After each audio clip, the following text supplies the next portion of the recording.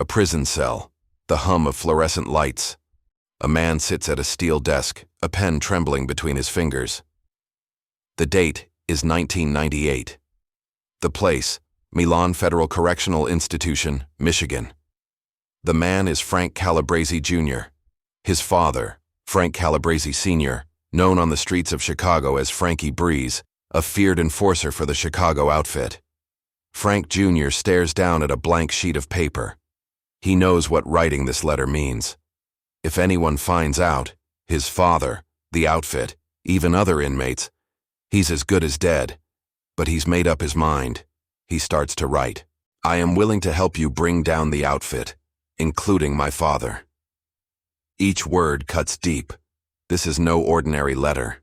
It's a death sentence and a confession all in one. He signs it, folds it, and seals it with a breath that feels like his last. That single act, the son betraying his father, will unravel decades of secrets, solve 18 murders, and bring the most feared men in Chicago to justice. The code of silence, omerta, that once held the outfit together is about to be shattered from the inside. Chapter 1. The Outfit's Son, Chicago, Illinois. The year is 1960.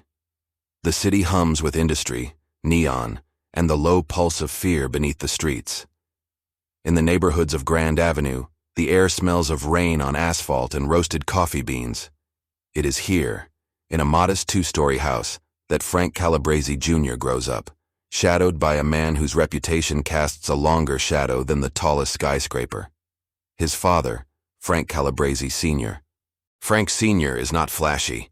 He doesn't wear pinstripe suits like the legends of the 1920s, but in the world of the Chicago outfit, he commands respect and terror. He is meticulous, patient, and dangerous, a man who believes loyalty is the currency of life.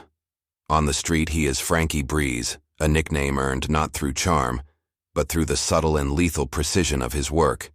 Behind closed doors, he is a father whose love is measured by obedience. Frank Jr. watches his father with a mixture of awe and fear. Even at 8 years old, he knows that a wrong word, a misplaced glance, can provoke a storm. On the surface, Frank Sr. is a provider. The house smells of home-cooked meals, fresh laundry, and the faint tang of cigars. But underneath, lessons are being taught in silence and intimidation. Frank Jr. learns quickly. Every action has consequences. Every word can be weaponized. I don't care if it's family, Frank Sr. tells his boys one evening, slapping the table with a hand scarred from a lifetime of violence. If you cross me, you pay. It is a lesson repeated in the streets as much as in the dining room. Frank Jr.'s earliest memories are punctuated by whispered phone calls, shadowy figures slipping through alleys, and the occasional flash of newsprint recounting gangland killings. He begins to understand the unspoken hierarchy of fear. Respect comes first, survival second. By his teens, Frank Jr. is no stranger to the operations that sustain the outfit. He observes loan sharking in the family's neighborhood, watches older men collect debts with fists or threats, and sees firsthand how silence keeps secrets buried. But his father does not teach in conversation. He teaches by example. Frank Jr. learns that the streets reward cunning as much as courage. He learns that blood can be both a shield and a liability. The home is a theater of duality. To outsiders, the Calabreses are just another working-class family. Within, the lessons of the mob are encoded in everyday life. Dinner conversations often end with subtle warnings. Laughter can be a mask for manipulation. A hug from his father may be warm, but it carries the weight of expectation. Frank Jr. grows up knowing the rules: obey, never question, and above all, survive. Even as he matures, the influence of his father shapes his ambitions. Friends outside the mob notice the aura of authority around him, the quiet confidence that comes from understanding the mechanisms of power. But he is also acutely aware of the dangers that come with that knowledge. One misstep could cost him his life, or worse, make him a target in the crosshairs of the outfit itself. School is a secondary world, distant and inconsequential. Frank Jr.'s education comes from observation, the meticulous bookkeeping of his father's loans, the coded language of threats and favors, the subtle negotiations that ensure silence among associates. He watches his father balance intimidation and diplomacy, violence and restraint, understanding that in this world, power is currency, and fear is its coin. "You can trust no one," Frank Sr. whispers during a rare father-son moment.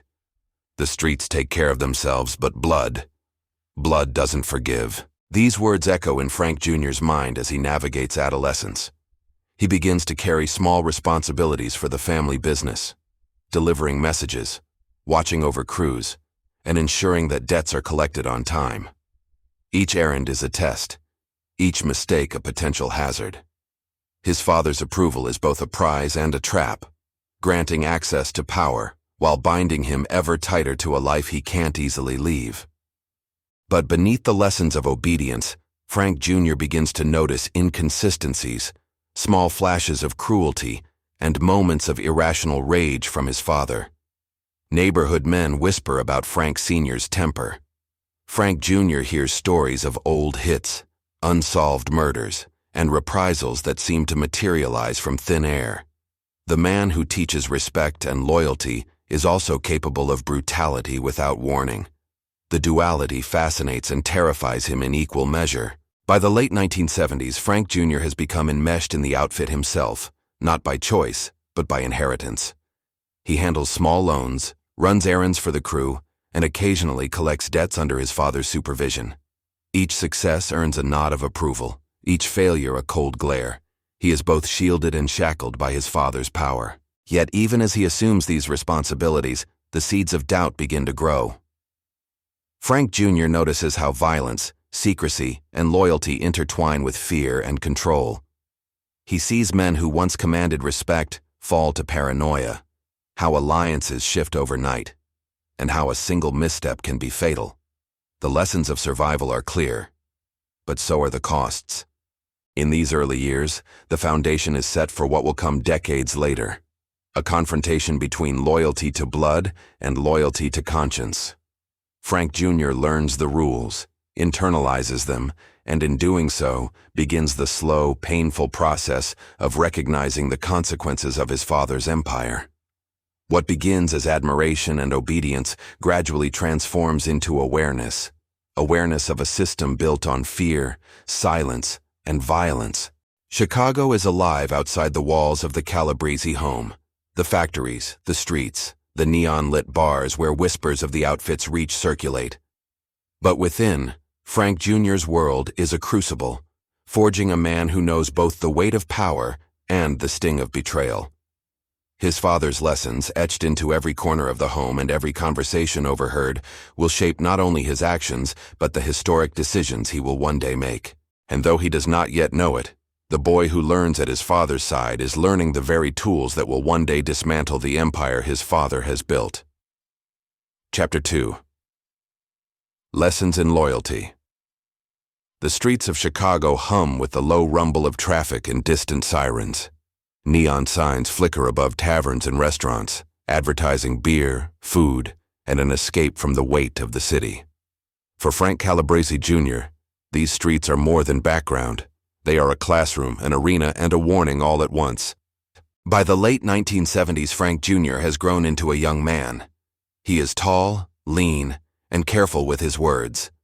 The lessons of his childhood have etched themselves into his posture, his gait, and the way he observes the world. Obedience is second nature. Silence is survival. Yet beneath his composed exterior, he begins to notice the fractures in his father's empire, the tension, the paranoia, the violence that always lurks beneath the surface. Frank Sr. continues to run his crew with precision. Loan sharking operations are mapped like chessboards, every borrower a piece, every collector a knight in his strategic game. The money flows quietly, but its price is measured in bruises, fear, and sometimes death. Frank Jr. watches his father work, absorbing the calculations, the subtle threats, the unspoken negotiations that keep men in line. "You want respect," Frank Sr. says one afternoon while they walk a street corner. "You earn it with fear and consistency. You make them know you mean business. You make them know you can end them with a word or your hands." It is more than advice. It is doctrine. Frank Jr. internalizes it, practicing it in small ways. He delivers messages to crews, checks that payments are made, and observes disputes for signs of weakness. Each task is a test, each failure a potential mark against him. Yet even as he learns, he begins to question. Not openly, never openly. But in the quiet moments when the city sleeps and the streets are empty, he notices the cost of loyalty. Men disappear, sometimes for weeks, sometimes forever. The newspaper reports them as missing, sometimes as victims of accidents. Within the family, however, they are more than numbers, they are warnings. Frank Jr.'s relationships outside the outfit are minimal. Friends who grow up in the neighborhood either leave the city, fall into their own vices, or learn to fear the Calabreses. Romantic interests are always measured against the risk of his father's scrutiny. Even a simple gesture, a smile, a handshake, must be evaluated for potential consequences. He lives in a world where every action is a transaction and every word is a contract. Inside the home, lessons are subtler but just as critical. Dinner conversations might begin innocuously, but often veer into discussions about trust, loyalty, and survival. Frank Sr. uses these moments to reinforce the hierarchy: obedience, allegiance, and awareness of the ever-present dangers outside. "You think the world owes you something," Sr. says one night, eyes fixed on Jr. "But it doesn't. You get what you take, you keep what you hold, and you die if you fail." By now, Frank Jr. is actively participating in small-scale operations for the outfit. He tracks debts, monitors crew activities, and occasionally accompanies collectors on walks through the neighborhoods. The experience is sobering. Men flinch at his presence, not because he strikes fear himself, but because he is the son of a man whose reputation precedes him. Respect and intimidation are inherited, yet Frank Jr. knows they must be earned to survive. During these early operations, he begins to notice patterns. Violence is deliberate, controlled, and often performative. Threats are as powerful as blows. Fear is currency, and silence is law. Those who break it, friends, rivals, or employees, rarely survive to tell their stories. Every interaction is a lesson in power. Every encounter a reminder that loyalty is not just requested, it is demanded. One afternoon, while accompanying a collector to retrieve a debt from a local bar, Frank Jr. sees the consequences of disobedience firsthand. A man has failed to make payments, and the collector delivers a warning with a swift punch that sends the debtor sprawling across the floor. Frank Jr. notices the terrified glances of the bar patrons. No one intervenes, no one speaks. The message is clear. Compliance is not optional. He begins to internalize more than just obedience. He studies human behavior, observing how fear shapes decisions, how alliances shift, and how subtle manipulations can achieve what violence cannot. He sees how his father balances intimidation with pragmatism, when to apply force, when to negotiate, and when to retreat. These lessons are invisible to outsiders, but vital to survival. At the same time, tension grows within the father-son relationship. Frank Sr. becomes increasingly critical, questioning Jr.'s judgment, doubting his loyalty, and reminding him constantly that mistakes are costly. Their interactions are a tightrope between love and terror. Every compliment carries the weight of expectation. Every reprimand hints at the consequences of failure. "You don't understand yet," Sr. says during a rare moment of reflection. "Loyalty isn't just about doing what I say. It's about knowing when to act and when to stay silent. You mess up, the family pays." As Frank Jr. matures, he begins to see the darker side of the outfit's operations. He witnesses intimidation tactics used not just on enemies, but on associates who fail to comply. He hears whispers of unsolved murders tied to men who stepped out of line. The deeper he goes, the more he realizes that the world his father built is both a fortress and a prison, one that binds all who enter, including himself. Despite the fear, there is also a sense of pride. Frank Jr. understands that he is part of something larger, a structure that spans decades, a network that commands respect across the city. He participates in operations that require planning, discretion, and courage. He learns to read people, anticipate reactions, and measure risk with precision. These skills, honed under his father's watchful eye, prepare him for responsibilities that will follow him for the rest of his life. Yet, beneath the surface, questions stir. Frank Jr. begins to wrestle with morality. He sees the consequences of violence, the fear it instills, and the lives it destroys. He watches his father's growing paranoia and begins to question the cost of absolute loyalty. The lessons of survival are clear, but so are the cracks in the structure. Cracks that will one day demand a decision far beyond obedience. By the time Frank Jr. reaches his 20s, he is fully initiated into the outfit's world. Not as a leader, but as a competent, trusted participant. He knows the rules, he understands the risks, and he carries the weight of expectation. He has learned every lesson his father could teach about fear, loyalty, and survival. And yet, somewhere beneath the training, the obedience, and the inherited authority, Frank Jr. begins to sense a future where the very lessons he has learned will force him to make a choice that no son should ever have to make. A choice between blood and justice. Chapter 3. The breeze turns cold. The streets of Chicago have changed. The neon glow of the Loop competes with the shadows of abandoned warehouses. The sound of traffic is punctuated by sirens more frequently now.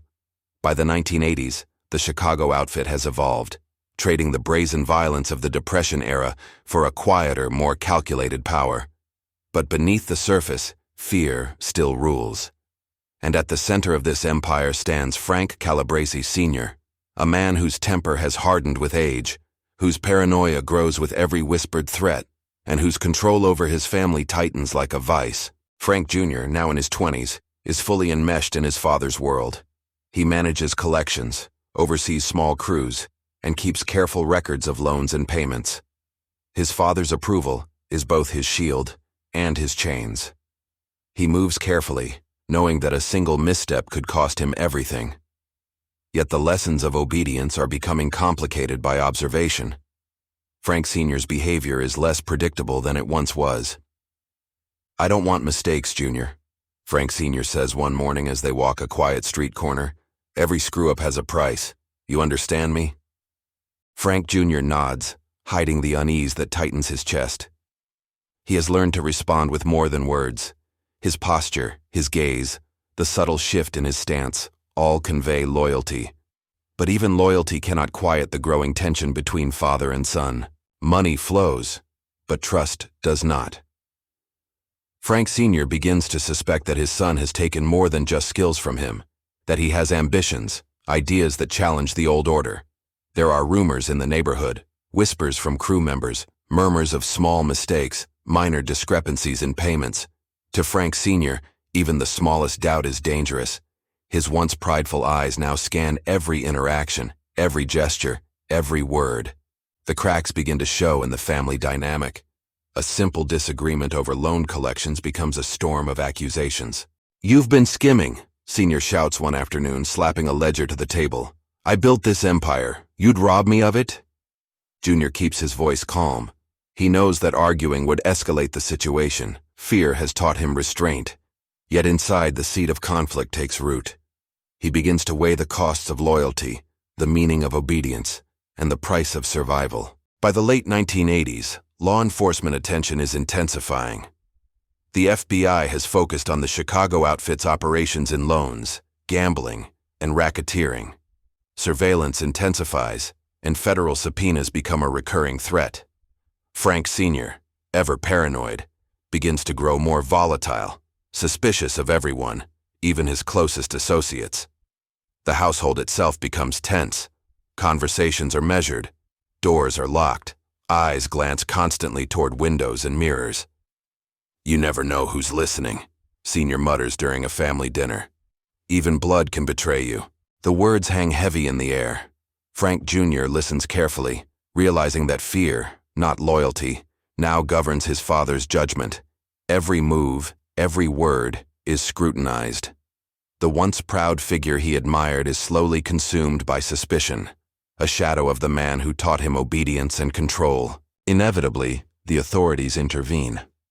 In the early 1990s, federal agents launch investigations targeting the outfit's loan sharking and extortion operations. They serve subpoenas, conduct surveillance, and follow the money through the city's neighborhoods. Frank Sr. feels the pressure acutely. His paranoia peaks. Every transaction, every conversation, every collection is scrutinized, not just by the law, but by his own sense of control. It is during this period that Frank Sr. turns on his own son. Accusations escalate: embezzlement, betrayal, and disobedience. Minor discrepancies in ledgers or schedules are magnified into evidence of treachery. The father he once revered is now a man who suspects the loyalty of his own blood. "You think you can play me?" Senior growls one night, pacing the small living room. "I raised you. I know every move you make." The confrontation is intense, but Frank Jr. remains composed. He has learned the art of survival from the very man who now threatens him. Words are weighed, silence is calculated, obedience is a tool, but the mind is awake, observing, planning, measuring the possibilities. The tension escalates to arrests. Federal agents, armed with warrants and years of observation, sweep in to detain Frank Sr. and his son on charges related to loan sharking, extortion, and conspiracy. The arrests are surgical, precise, and public.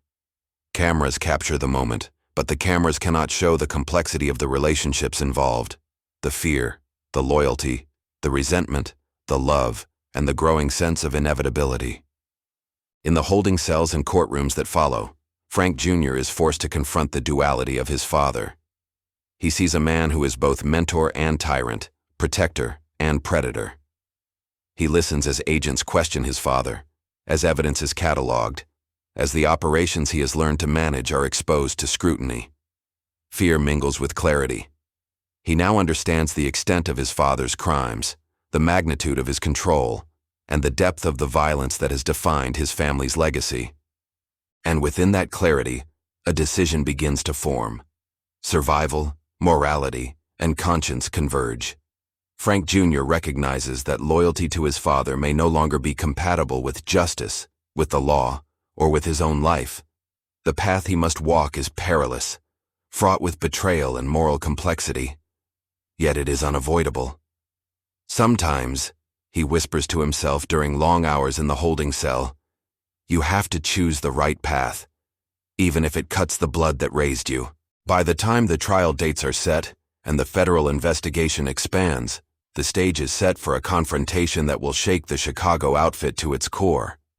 The lessons learned under his father's watchful eye, obedience, observation, and calculated restraint, will now serve a new purpose. Frank Jr. is no longer just the son of Frank Sr.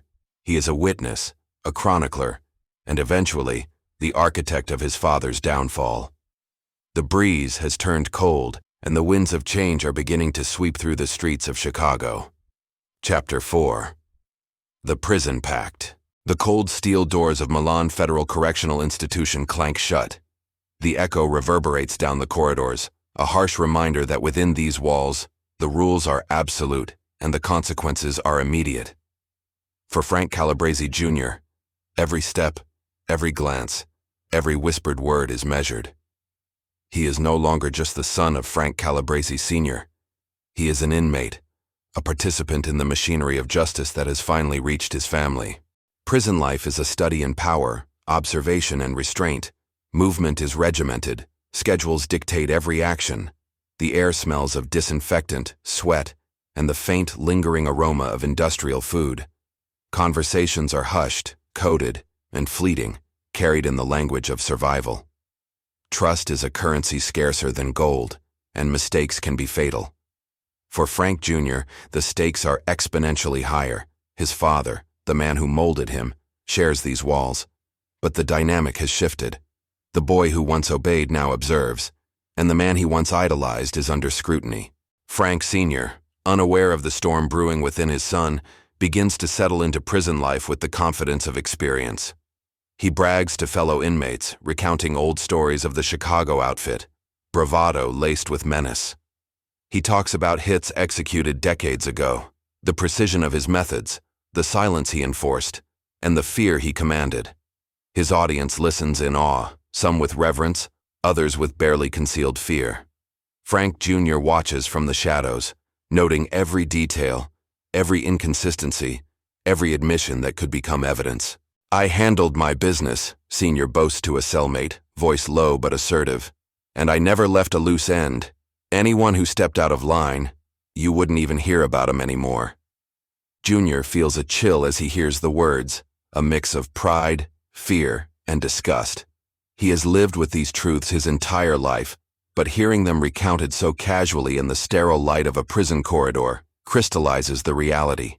The man he called father is capable of atrocities beyond imagination, and for the first time Junior contemplates the unthinkable, the idea of stopping him.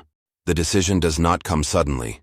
It is a slow, painful realization that loyalty and conscience are now in conflict. Frank Jr. recalls every lesson taught by his father: obedience, observation, calculation. These lessons are tools, but now they serve a purpose beyond servitude. They offer a path to justice.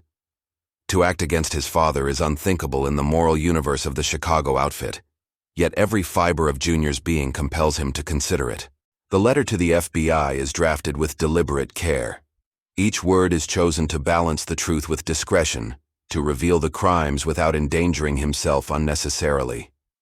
The tone is calm, methodical, almost detached, yet beneath the surface lies a maelstrom of emotion: fear, guilt, anger, and resolve. He knows that sending this letter is more than cooperation. It is a betrayal that will redefine his life and the legacy of his family. "I am willing to help you bring down the outfit, including my father," he writes, each stroke of the pen heavy with consequence. "I can provide detailed information about operations, associates, and historical crimes." Once the letter is sent, there is no turning back. Days stretch into weeks as the FBI evaluates the credibility of their most improbable source: a mobster's own son willing to testify against his father. Initially, skepticism dominates. It is almost inconceivable. Blood and family bonds run deep in the code of the outfit. Yet the specificity of Junior's knowledge, his ability to name names, recount events, and detail operations, convinces the Bureau to take action. Agents arrive discreetly, observing the interactions between father and son, confirming the information, and assessing the feasibility of a covert operation. They approach Junior with caution, understanding both the potential intelligence and the immense risk involved. "We need you to understand," an agent says during a confidential meeting. "This will put you at the center of a storm. Your father, the outfit, they won't forgive.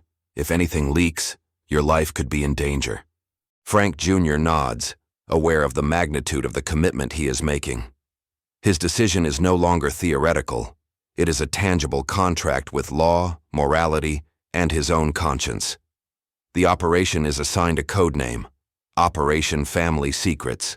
The name itself is ironic, almost poetic, a system of secrets buried within bloodlines about to be unearthed by the very blood they were meant to protect. Preparation begins. Frank Jr. is outfitted with the tools necessary to record conversations, gather intelligence, and document crimes that span decades. The process is meticulous. Microcassette recorders are concealed, schedules are adjusted, and routes of movement within the prison are mapped to maximize opportunity. The risk is omnipresent. Discovery would mean certain retribution. Junior is hyper-aware at every moment, the lessons of obedience, observation, and survival ingrained into his reflexes. In these quiet, tension-filled days, Frank Jr. begins the slow, painstaking work of documenting his father's words. He listens as Sr. recounts murders, brags about intimidation tactics, and discusses racketeering operations in chilling detail. Every admission, every boast, every slip of pride is recorded, each one a potential keystone in the case that will later topple the Chicago outfit. "You gotta be precise," Sr. says one afternoon to Jr., a rare moment of mentorship. "If you're gonna run things, you can't leave loose ends. Every mark, every debt. It's all about control." Irony drips from the statement. The very control Sr. preaches is the mechanism that ensures his own undoing. Jr. absorbs each lesson, mentally cataloging it for the day when it will serve justice rather than fear. The cognitive dissonance is sharp. The man who taught him obedience is simultaneously teaching him the tools of betrayal, unaware that the lesson will be turned inward. Days, weeks, and months pass. The operation gains momentum. FBI agents outside begin to piece together the structure of the outfit using Junior's recordings. Names, dates, and events coalesce into a web of crimes that had long remained untouchable. The investigation begins to reveal the full scale of the violence and corruption that Sr. has orchestrated. Murders unsolved for decades, extortion schemes, and the pervasive climate of fear that defined Chicago's underworld. Yet for Jr., the burden is intensely personal. Every word captured, every secret revealed, comes at the cost of his father's life and legacy. He experiences moments of doubt, guilt, and fear. But the imperative is clear. Justice, morality, and survival demand action. Blood has been weaponized for decades. Now blood will be the vector through which the truth reaches the light. In the quiet of his cell, Frank Jr. contemplates the path ahead. He recalls the streets of Grand Avenue, the lessons of loyalty, the bruises, the whispered warnings. He understands fully that what he is doing is unprecedented, dangerous, and irreversible. Yet it is also necessary. For the victims of the outfit, for the families shattered by fear and violence, and for his own conscience, the choice is made. The pact is silent but binding. Frank Calabrese Jr. will become the instrument of justice within the walls of a prison built to contain men like his father. Operation Family Secrets has begun. Chapter 5. Dear FBI. The envelope slides through the metal slot of Milan Federal Prison, clattering onto the hard floor. Inside is a letter that, on the surface, appears ordinary, a sheet of lined paper, words carefully penned in steady handwriting. But this is no ordinary correspondence. It is the opening salvo of a battle that will shake the foundations of the Chicago outfit. Frank Calabrese Jr., seated on the narrow cot of his cell, watches the letter leave his possession, a mixture of dread and resolve tightening his chest. His words are precise, deliberate, and chilling in their clarity. He offers the FBI unprecedented access into one of America's most secretive criminal organizations, not just as an informant, but as a key to unraveling decades of organized crime. I am willing to provide full cooperation, including detailed accounts of my father's operations, associates, and historical crimes, the letter reads. This includes knowledge of murders, extortion, and other criminal enterprises. The initial response is disbelief. FBI agents accustomed to informants who tiptoe around the truth struggle to process what they have received.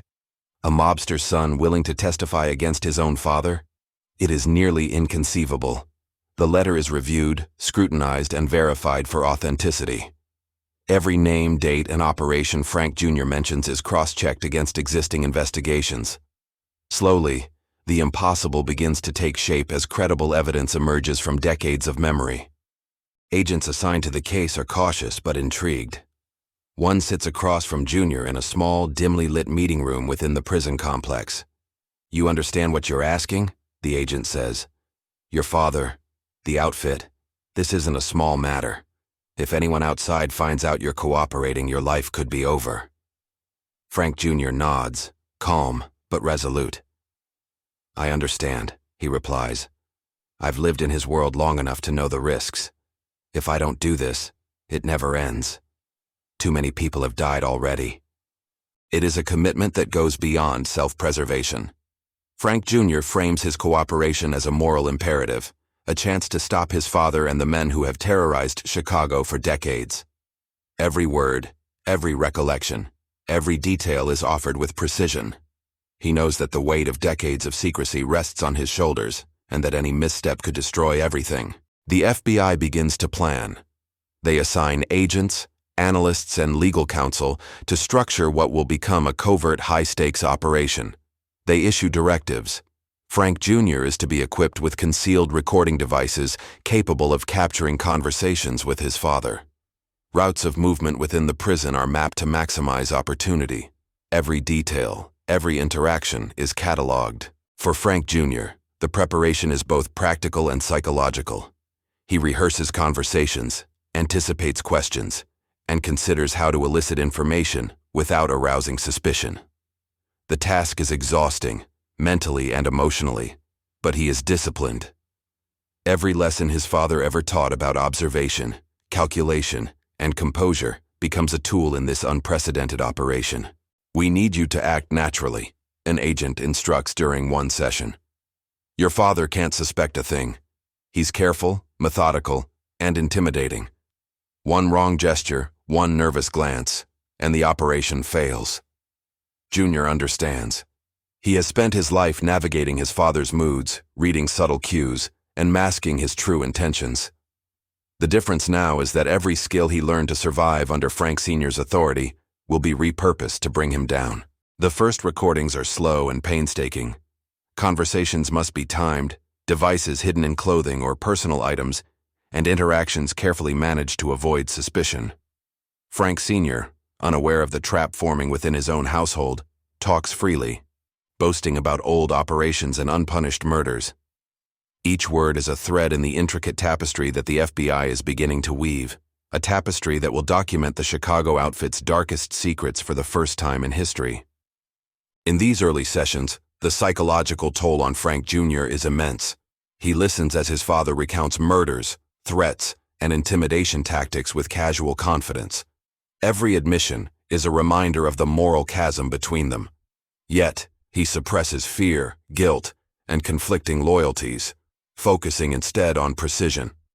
The recordings are the bridge between secrecy and justice, and he cannot afford mistakes. Meanwhile, outside the prison, the FBI begins to construct the broader investigation. Analysts cross-reference Junior's accounts with previous intelligence, piecing together networks, connections, and unsolved crimes. Names that had been whispered in fear are now being documented, and previously cold cases begin to thaw. Every detail provided by Junior becomes evidence, every recollection a keystone for the eventual courtroom proceedings. The collaboration between Frank Jr. and the Bureau is unprecedented in its intimacy. Agents meet with him regularly, refining strategies, analyzing recordings, and preparing for eventual legal action. The operation requires meticulous planning, because it is not just a criminal investigation, it is a moral and emotional labyrinth. Junior must navigate the danger of betrayal, the fear of retribution, and the weight of years of family history. "You're our only link," an agent says during one briefing. "No one else knows this world the way you do. One slip could unravel everything, or worse, put you in danger." The pressure is relentless, but Frank Jr. channels the lessons learned under his father's guidance. He observes, calculates, and records with the discipline of a seasoned operative. Each interaction with Frank Sr. becomes both a test and an opportunity, a delicate dance of loyalty and deception that will ultimately determine the fate of an entire criminal empire. Months pass and the operation grows in scope. Junior's recordings become more detailed, capturing not only specific crimes, but the operational methods, alliances, and hierarchies of the Chicago outfit. The information is unprecedented. 18 unsolved murders, decades of extortion, and the inner workings of one of America's most feared organized crime families are now documented in meticulous detail. And yet for Junior, the emotional stakes remain high. Each day spent in his father's presence, each word captured, is a reminder of the cost of obedience and the price of morality. He wrestles with guilt, fear, and the sense of betrayal, but the imperative is clear. The lives saved, the crimes exposed, and the justice delivered outweigh the bonds of blood. By the time the FBI is ready to act on the intelligence, Frank Jr. has become the keystone of a monumental investigation, bridging the chasm between silence and accountability. His letters, recordings, and observations are the foundation for what will be known as Operation Family Secrets, a historic, unprecedented effort to dismantle the Chicago outfit from within, led by the very son who once lived in its shadow. The letters, once simple lines of ink on paper, have become the instruments of change. And the Chicago streets, long shrouded in fear, are about to witness the consequences of a son's decision to defy blood in the pursuit of justice. Chapter 6. Wires in the Wind. Inside Milan Federal Prison, the hum of fluorescent lights and distant clangs of cell doors are constant companions. For most inmates, the sounds are routine, a background rhythm of confinement. For Frank Calabrese Jr., each echo is a heartbeat of opportunity. Hidden beneath his clothing, tucked into the seams of his jacket, lies a small microcassette recorder. The device is unremarkable to the casual eye, but to the FBI, it is a key capable of unlocking decades of silence, fear, and crime. Frank Sr. remains oblivious. He moves through the cell block with the confidence of a man who has always commanded obedience. Conversations with his son are casual, even jovial, as he recounts past operations with an air of pride. Every boast, every recounting of intimidation, extortion, or murder is captured in meticulous detail. "I never left a loose end," Sr. says one afternoon, leaning back on the cot, cigarette in hand. "If a man crossed me, you wouldn't hear about him again. No trace. Nothing." Junior's hand is steady. The recorder is running. Every word, every inflection, every pause is documented. The weight of betrayal is heavy, but the purpose is clear. The tape will speak where fear once reigned, exposing the operations that have long eluded law enforcement. The FBI monitors remotely, listening in through a secure channel, their analysts transcribing conversations, mapping networks, and confirming identities. Names, dates, and locations flow onto spreadsheets, creating a framework for a case that had once seemed untouchable. With each recording, the scope of the Chicago outfit's criminal empire becomes clearer. Frank Jr. navigates this dangerous terrain with the precision his father taught him. He engages in conversation, asks questions subtly, and encourages reminiscences that reveal operational methods and historical crimes. Every laugh, every casual boast, is analyzed for hidden meaning. The operation is as psychological as it is technical. Junior must maintain the facade of loyalty while systematically dismantling the empire from within. One evening, Frank Sr. grows reflective, recounting stories from the 1970s, naming men who vanished after crossing the outfit. "Joey Romano thought he could cheat me," Sr. says, voice low and deliberate. "Fool didn't last a week. You gotta understand, Junior, people don't just disappear, they learn the rules." Junior bites back the lump in his throat. He catalogs the story meticulously, noting dates, associates, and methods. Each anecdote becomes a piece of the puzzle that will later connect 18 previously unsolved murders. Every recollection, every name, is a thread weaving together the fabric of decades of organized crime. The emotional toll is immense. Frank Jr. wrestles with guilt and fear. He hears his father's voice not as a mentor, but as a perpetrator of unspeakable crimes. Every confession, every boast, cuts like a knife. And yet, the necessity of the operation keeps him steady. The lessons he learned as a boy, observation, patience, control, are now instruments of justice. Outside the prison walls, FBI analysts begin to see the operation's magnitude. Patterns emerge. Connections between unsolved murders, links between loan sharking and violence, and the organizational hierarchy of the Chicago outfit.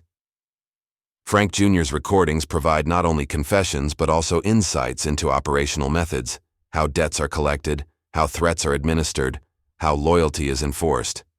The information is so precise that it transforms previously cold cases into actionable leads. Analysts realize that Frank Jr. is not merely recounting events. He is painting a comprehensive picture of decades of systemic crime. The Bureau's excitement is tempered by caution. The stakes are enormous and the risk to Junior's life is ever present. In the cell block, Frank Jr. continues his meticulous work. Every interaction with his father is an opportunity to uncover hidden truths. Conversations are recorded, notes are taken surreptitiously, and each piece of evidence is relayed to the FBI. The operation is slow and painstaking, but the cumulative effect is profound.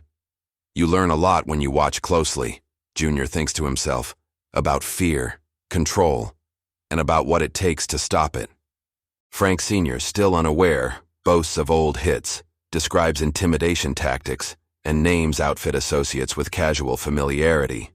He even laughs about escapes from law enforcement, recounting moments that would later corroborate long unsolved cases. Each memory is a building block, each recollection a weapon in the hands of his son and the FBI. The duality of the operation is complex. Junior must maintain the appearance of loyalty while cataloging crimes that will later convict his father. Every word he speaks, every gesture he makes, is calculated. Even minor mistakes could jeopardize the entire operation. The tension is constant, a silent pressure that never abates. Weeks turn into months. The tapes accumulate.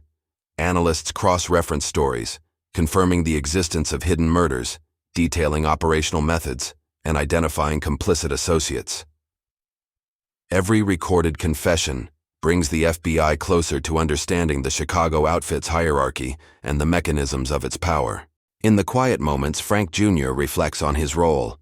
He is both son and chronicler, betrayer and protector. The weight of history, morality, and survival converge in his mind. He realizes that the operation is not merely about legal justice, it is about exposing the human cost of silence, fear, and unchallenged authority. By the end of this phase, the network of the Chicago outfit is laid bare. The FBI now has a comprehensive understanding of its inner workings, and Frank Jr. has transformed from a son trapped by fear into a pivotal agent of justice. The recordings are irrefutable, the connections undeniable. The walls of Milan Federal Prison, once confining, now contain the instrument of one of the most significant organized crime takedowns in American history. And still Frank Jr. presses on, day after day, conversation after conversation. Every word captured, every secret revealed, is a testament to courage under pressure, a son turning inherited fear into the power to end a reign of terror. The tapes are more than evidence. They are the heartbeat of Operation Family Secrets, a record of betrayal, survival, and the relentless pursuit of justice. The Chicago streets, once ruled by fear, are about to bear witness to a reckoning unlike any the city has seen. A reckoning orchestrated not by distant law enforcement, but by the very son who grew up in the shadow of its most feared man. Chapter 7. Family Secrets. The office lights of the FBI Chicago Field Division hum steadily. Analysts sit hunched over spreadsheets, transcribing tapes, and plotting connections between men whose names once carried only whispers in the streets. Frank Calabrese Jr.'s recordings have become a living archive, a labyrinth of confessions, bribes, and murders spanning decades. Each tape is a key, each name a potential domino in a chain that can bring down the Chicago outfit. "You're looking at history," one agent mutters, scanning a transcript. "Everything he's telling us, every unsolved murder, every extortion case, it's all verifiable." The investigation, codenamed Operation Family Secrets, begins to expand. Junior's information doesn't just implicate his father. It touches nearly every corner of the outfit. Loan sharks, enforcers, bookkeepers, and lieutenants who had long thought themselves untouchable. Analysts map out the hierarchy: who answers to whom, who enforces violence, who hides behind layers of secrecy. Each connection strengthens the case, painting a portrait of a criminal empire built on fear, silence, and blood. Back in Milan, Federal Jr. continues his careful work. Conversations with his father become increasingly revealing. Frank Sr., now older and more comfortable in confinement, talks with a mixture of pride and nostalgia. He recounts hits from the 1970s and 1980s, brags about controlling crews, and boasts of influence over city politics. The casualness of it is chilling. "You gotta understand, Junior," Sr. says one afternoon, reclining on his cot. "A man doesn't get respect by asking for it. You take it, and you make sure no one forgets." Junior records every word. Each statement, each boast, each name is another thread in the web the FBI is meticulously weaving. He listens as his father describes meetings with outfit associates, strategies for intimidation, and methods of silencing rivals. The tapes are both evidence and confession, a chronicle of decades-long crimes previously shielded by silence and fear. Outside the prison walls, the Bureau begins to connect the dots. Analysts cross-reference Junior's recordings with cold case files. Murders unsolved for years suddenly align with the men named in the tapes. Extortion schemes that had appeared isolated reveal a coordinated strategy. Financial records tie the network together, confirming that the outfit's grip on Chicago is both deep and systematic. The impact is staggering. What once seemed unprovable, the extent of the outfit's violence, the participation of top leaders, the connection between murders and operations, can now be presented with clarity and precision. Frank Jr.'s role becomes central. Without his testimony, the investigation would remain speculative. With it, the Bureau begins building a case that will shake the city's underworld to its core. For Jr., the psychological burden intensifies. He is forced to reconcile love for his father with the reality of the crimes he has committed. Each recording is a reminder of fear, cruelty, and control. Yet, it is also a testament to justice, a way to finally give voice to victims silenced by decades of intimidation. In quiet moments, he reflects on the duality of his position: son and witness, betrayer and protector, chronicler and avenger. This isn't just about me, Jr. thinks during a long night in his cell. It's about the families, the people who never got justice, and it ends now. As the investigation gains momentum, the FBI coordinates with federal prosecutors. Legal strategies are mapped, charges are evaluated, and the timing of arrests is meticulously planned. The goal is to dismantle the outfit's leadership in a single sweeping operation. The stakes are enormous. If even a single piece of evidence leaks, the operation could be compromised. Lives hang in the balance, not only Frank Jr.'s, but those of agents, witnesses, and even the families of the accused. Meanwhile, within the prison, Frank Sr. remains unaware of the full scope of his son's cooperation. He continues to recount the history of the outfit, offering insights and admissions that will later become critical in court. Jr. listens, catalogs, and records with painstaking care. Each conversation strengthens the case, each confession adds depth, and each revelation brings the eventual takedown closer. The human element is ever present. Agents meet with Jr. regularly, debriefing him, refining questions, and ensuring the integrity of the recordings. They provide guidance on how to navigate interactions with his father, balancing subtlety with the need to extract information. Jr. approaches each session with the discipline of a veteran operative, applying every lesson his father taught him about patience, observation, and composure.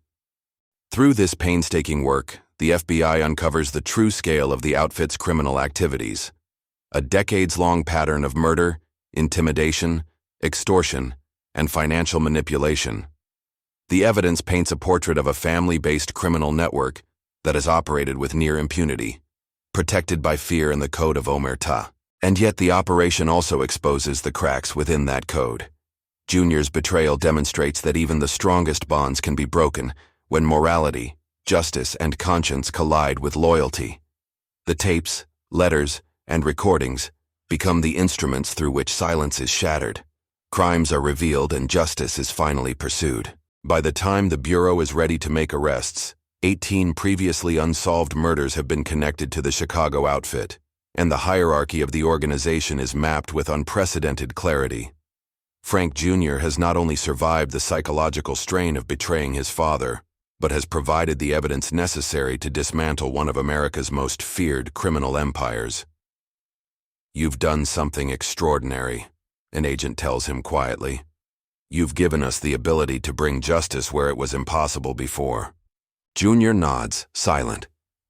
The weight of his actions remains heavy. He has torn the veil of secrecy, risked his life, and betrayed his own blood. And yet the victims, the families, and the law will finally see the full scope of the Chicago outfit's crimes. The stage is set. Arrests will follow. Trials will begin.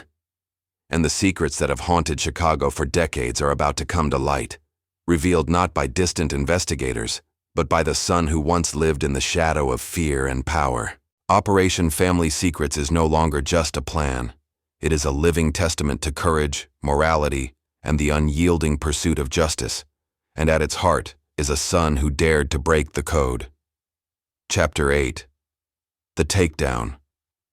The morning of the raids is gray and humid. Chicago's streets hum with the usual rhythm of traffic, but a quiet tension runs beneath the surface, unnoticed by pedestrians and commuters.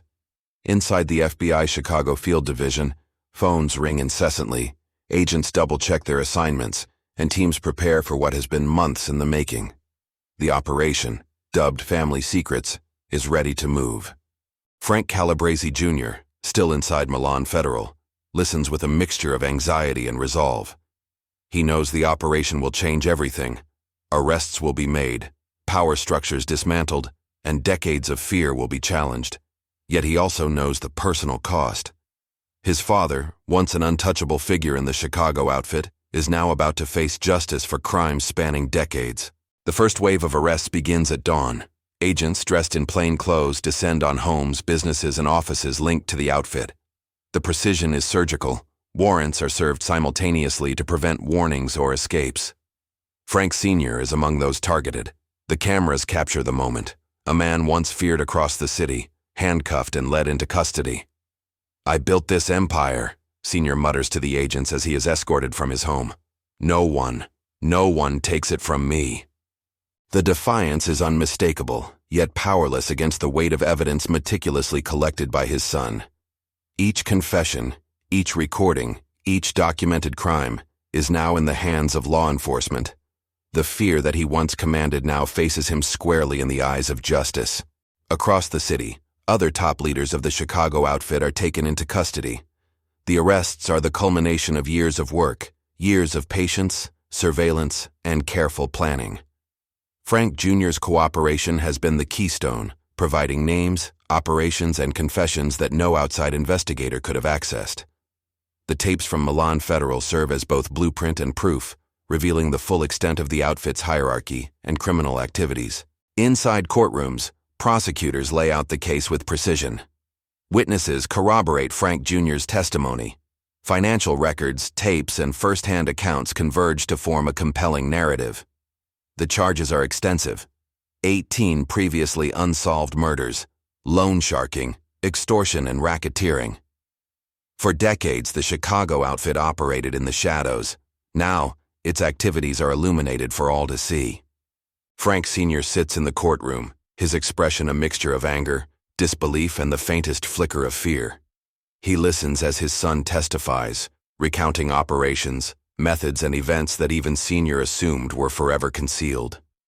The courtroom, usually reserved and formal, seems charged with the weight of decades of crime finally confronted. "You were loyal to me, weren't you?" Sr. asks during cross-examination, voice strained. "All these years, my own son." Frank Jr.'s response is steady, deliberate, and resolute. "I was loyal to the law," he says, "and to the victims who never had a voice.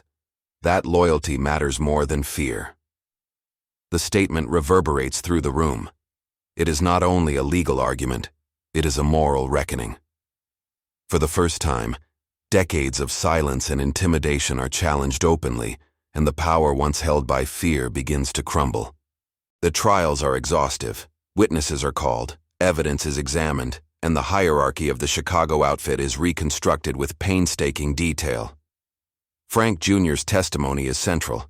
His intimate knowledge of operations, his recordings, and his recollections provide a level of detail that had never before been available in prosecuting organized crime. "The evidence you've provided is extraordinary," a prosecutor tells him quietly after one session. "Without it, this case would never have succeeded." Frank Jr. nods, aware of the gravity of his role. Each word spoken in court is a continuation of the work begun in secret at Milan Federal. Every piece of testimony is a step toward justice, for victims, for families, and for a city long dominated by fear. The verdicts arrive in waves. Frank Sr. is convicted on multiple counts including murder, extortion, and racketeering. Other top leaders of the outfit are similarly convicted. The scale of the takedown is unprecedented. Operation Family Secrets becomes one of the most significant organized crime prosecutions in American history. For Frank Jr., the courtroom victories are bittersweet. He has dismantled the empire that once defined his life, but at a personal cost that is impossible to quantify. The man who taught him loyalty, obedience, and survival is now a convicted criminal, facing decades in prison. The weight of betrayal, guilt, and moral resolution settles over him, complex and enduring. Justice isn't easy, Jr. reflects quietly after the final verdicts. It doesn't erase the past, but it stops the future from repeating it. Outside, the city begins to absorb the implications. Chicago's underworld is shaken, its hierarchy fractured, and its most feared enforcers incarcerated. News reports detailed the convictions, the scale of the criminal enterprise, and the unprecedented role played by a son willing to confront his father. Operation Family Secrets captures national attention, redefining law enforcement's approach to organized crime and the use of insider testimony. Yet for those involved, the story is deeply personal. Frank Jr. has navigated fear, betrayal, and moral ambiguity to bring decades of crimes to light. The tapes, letters, and painstaking recordings have become a legacy, proof that even the most entrenched systems of silence can be dismantled when courage, conscience, and law converge. In the quiet aftermath, Frank Jr. reflects on the journey. The streets of Chicago, once ruled by fear and intimidation, begin to breathe differently. The Chicago outfit remains, but its power is diminished, its leadership accountable, and its methods exposed. Justice has been served, not with a single blow, but through careful planning, patience, and the extraordinary decision of one man to turn fear into action. It wasn't easy, Jr. thinks, looking out over the city he once walked as a boy under his father's shadow. But it was necessary, and maybe, just maybe, it was the right thing to do. Operation Family Secrets is complete. The takedown is historic. And the son who lived in the shadow of fear has emerged as a pivotal figure in one of the most extraordinary organized crime investigations in American history. Chapter 9: Aftermath and Reckoning. The courtroom lights dim, and the echoes of testimony linger long after the gavel falls. The Chicago outfit's empire, once untouchable, has been fractured. Frank Calabrese Sr., the enforcer whose name inspired fear for decades, is now a convicted criminal, facing life sentences for a string of murders, extortion, and racketeering. Other high-ranking leaders of the outfit have been similarly incarcerated. The takedown is complete, monumental in scale, and historic in its method. A son's cooperation from within the family ranks has dismantled a criminal dynasty. Outside, the city breathes cautiously. Chicago has always understood that the outfit is resilient, capable of adaptation. Fear lingers in corners and alleyways, but the sense of invincibility that once dominated neighborhoods has dissipated. Law enforcement and citizens alike feel a fragile sense of triumph. Justice has prevailed, but the scars of decades of crime remain visible. Frank Jr. walks a different path now. He is no longer the son trapped by fear and loyalty, but a man who bore witness to the darkest corners of his family's legacy. The psychological toll of Operation Family Secrets is profound.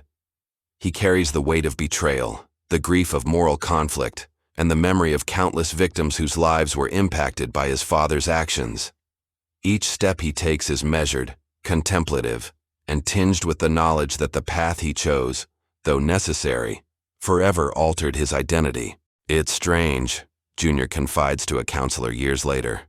"You grow up learning loyalty, and then you realize the greatest loyalty is to justice, not blood." The legal aftermath is extensive. Prosecutors use Frank Jr.'s detailed testimony and recordings to secure convictions, and appeals are carefully managed. The operation sets precedent in organized crime cases, demonstrating the power of insider cooperation to unravel deeply entrenched criminal networks. The success inspires law enforcement across the country to seek similar informants, challenging the assumption that fear and family loyalty are insurmountable barriers to justice. Within the Calabrese family, the consequences are stark. Relationships that once seemed permanent are fractured irreparably. Some relatives refuse to speak with Frank Jr., viewing him as a traitor. Others, particularly those outside the core leadership, understand the necessity of his actions but struggle to reconcile the duality of love and betrayal. Family gatherings, once the center of guidance and mentorship, are now ghosted by absence, silence, or tension. Jr. must navigate these fractured relationships while processing the personal cost of his decisions. Yet the victims' families feel a measure of closure. Long unsolved murders now have answers. Extortion networks have been dismantled, and Chicago neighborhoods feel a faint relief from the shadow of fear that hung over them for decades. Newspapers, documentaries, and legal analyses recount the extraordinary nature of the case. A father brought to justice by his own son, an unprecedented demonstration of insider testimony, and a blueprint for dismantling organized crime. It's hard to convey what he did, one federal agent reflects. He risked everything, his life, his family, his identity, to bring the truth to light. Without him, this case never happens. Public attention amplifies the moral complexity. Media coverage emphasizes the unprecedented betrayal within a family unit, while legal scholars examine the implications of Operation Family Secrets for organized crime prosecution. Discussions emerge about morality, loyalty, and justice, how a son's conscience can override instinctive obedience, and how courage can reshape the trajectory of crime and law enforcement in a city. For Frank Jr., the passage of time brings perspective. He recognizes the necessity of his actions, the magnitude of the evidence he provided, and the lives that may have been saved or spared further harm. But he also bears the lasting weight of his father's downfall, a figure who once shaped his world, now incarcerated for life. Guilt, even decades later, remains a shadowed companion.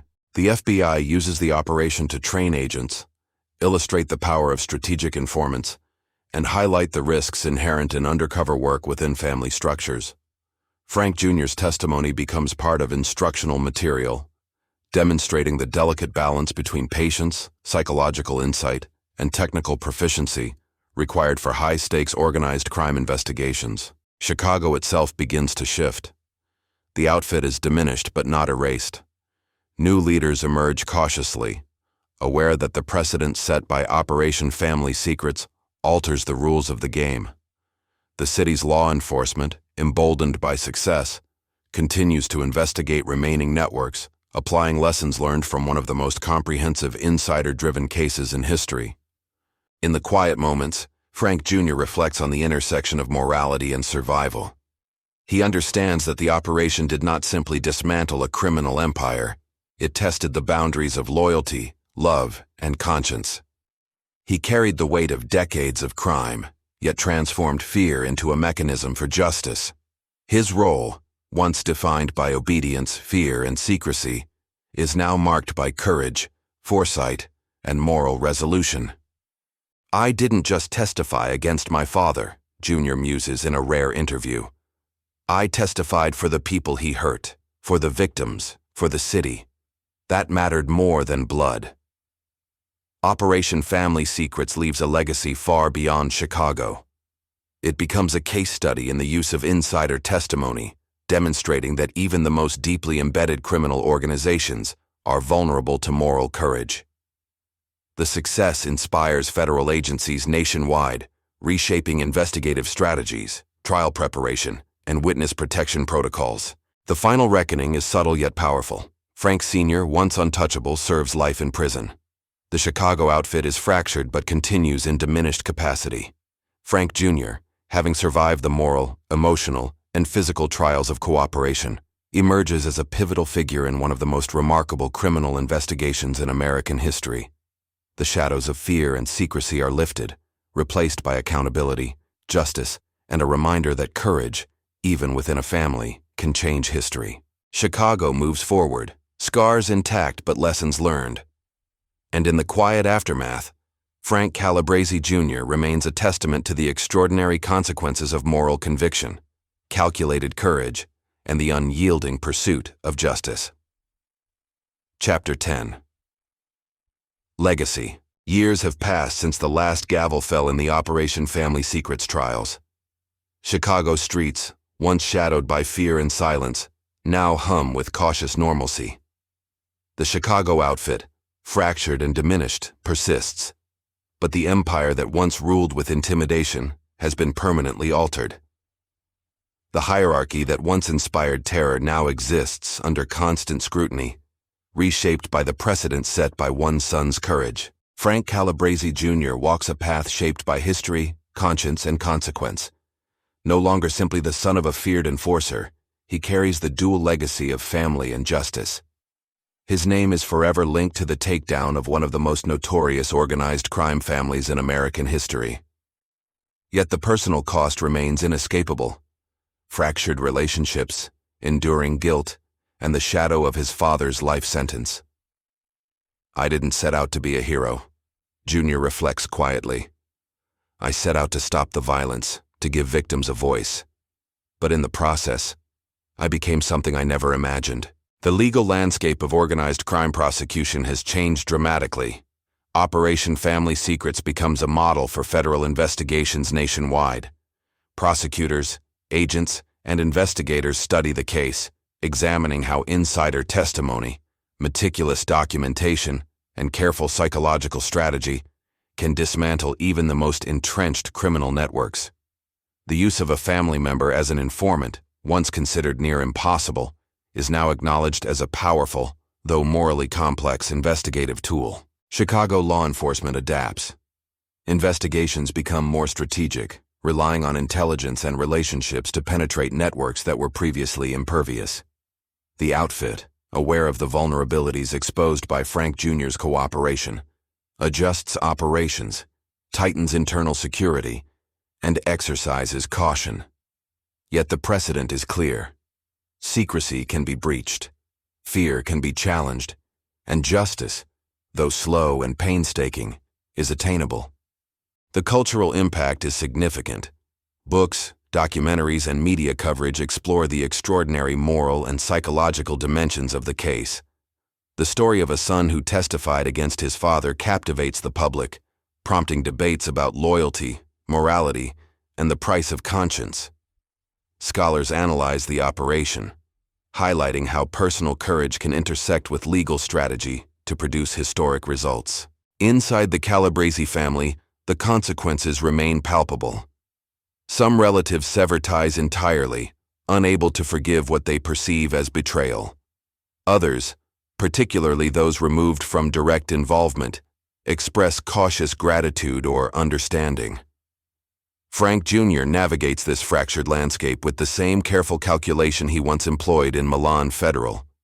He understands that loyalty to justice came at the price of familial harmony, and he accepts it. Family isn't always blood, Jr. reflects. Sometimes it's the choices you make, the lives you protect, and the truth you uphold. Psychologically, the journey is enduring. Frank Jr. continues to grapple with guilt, grief, and the moral complexity of his actions, yet he also recognizes the profound positive impact of his decisions. Dozens of victims' families have closure. Chicago's underworld operates under new constraints. Law enforcement has demonstrated the efficacy of insider testimony, and the legacy of Operation Family Secrets continues to inform, guide, and inspire. The Chicago outfit itself is no longer monolithic. Leadership is cautious, operations are more compartmentalized, and the fear once wielded as a tool of control has been diminished. The moral courage of one man, born of conscience and circumstance, has reshaped decades of criminal culture. The lessons resonate. Even deeply entrenched networks are vulnerable when morality aligns with intelligence and patience. Frank Jr.'s public reflections are measured. Interviews, documentaries, and public appearances focus on the broader impact of the operation rather than personal vindication. He emphasizes the victims, the law enforcement agents, and the systemic change resulting from the takedown. I didn't do it for recognition, he states in one interview. I did it for justice, for the people whose lives were destroyed, and for a city that deserved accountability. The legal and procedural legacy is equally profound. Operation Family Secrets informs witness protection programs, investigative strategies, and federal approaches to organized crime. The effectiveness of insider testimony is now institutionalized, creating pathways for future operations that would have been inconceivable prior to Frank Jr.'s cooperation. For the city of Chicago, the operation marks a turning point. The outfit remains, but its capacity for terror and control is reduced. Communities feel a measure of relief, knowing that the system, through courage, patience, and meticulous work, can penetrate even the most formidable criminal organizations. Residents, victims, and law enforcement alike recognize that history has shifted. In quiet reflection, Frank Jr. acknowledges the full weight of his journey. The prison tapes, letters, courtroom testimonies, and painstaking recordings were not merely tools. They were instruments of moral and social change. The son who once lived under the shadow of fear and obedience has emerged as a key figure in one of the most extraordinary law enforcement operations in American history. It wasn't just about taking down the outfit, he muses. It was about showing that even the darkest shadows can be illuminated, that justice can prevail when courage overcomes fear, and that conscience, no matter the cost, matters. Decades later, the story of Operation Family Secrets continues to be taught, analyzed, and remembered. Frank Calabrese Jr.'s unprecedented role serves as a testament to moral courage, the complexity of loyalty, and the enduring power of justice. The Chicago outfit, once untouchable, now exists in the shadow of accountability. And the man who chose truth over blood has ensured that the past, though scarred, will never repeat itself in silence. The legacy is enduring. A son's choice changed a city, reshaped organized crime prosecution, and left a mark on history that will never fade. Justice, long delayed, finally prevails.